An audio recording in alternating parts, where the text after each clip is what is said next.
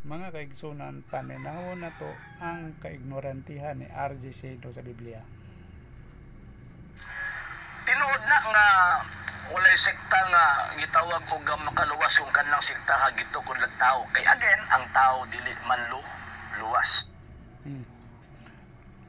Unya ang Katoliko dili tao nagtukod ana. Unang-una, wala gi sa sinugdanan, wala gi nagbanggit ang mga apostolo ng Iglesia Katolika Apostolika Romana.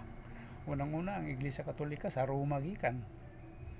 Ang gipamahalaan o giuluhan, gipanguluhan ni Hesukristo ay gikan sa Israel. R.J. Seno. Ang makaluwas kadtong iglesyang gitukod sa atong Ginoong Hesukristo.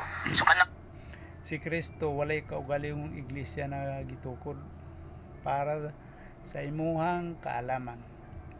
Dili si Kristo nagtukod og iglesia, kung walay lain kundi ang Dios mismo.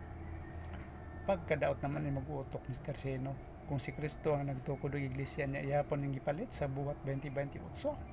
Naunsa pa yung tao na ay nadaot na gintaon ka. ingon nimo kay walay mabasa, wa pa nagtudlong balang kasulatan kung di mabasa di tinuod. So, pero masabtan nimo ang gisulti sa balang. Wa daw nagtudlo ang balaang kasulatan nga kung di mabasa dili tinuod. Tangaha gid ang manunaa. Matud ni Apostol Pablo, mga kapatid, inianyo ko ang aking sarili at kaya pulos ng dahil sa inyo upang sa amin ay mga tuto kayo na huwag magsigit sa mga bagay na nasusulat. Kung sabot pasabot ang mga Kristiyano sa una, yang giingnan nga dili sila mulapas sa nakasulat, kinahanglan makat-on sila nga dili mulapas sa nakasulat. Kamo kay nilapas man, wala jud mo nakat-on. Ha? Kasulatan.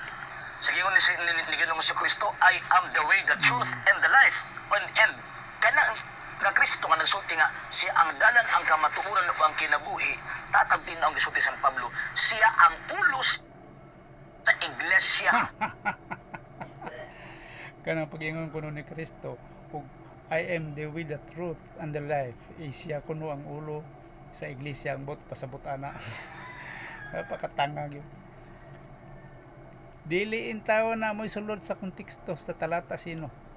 Kanang giingon niya siya ang ulo, siya ang dalan, but pasabot siya ang angay masunod, siya ang angay sundon sa mga tao.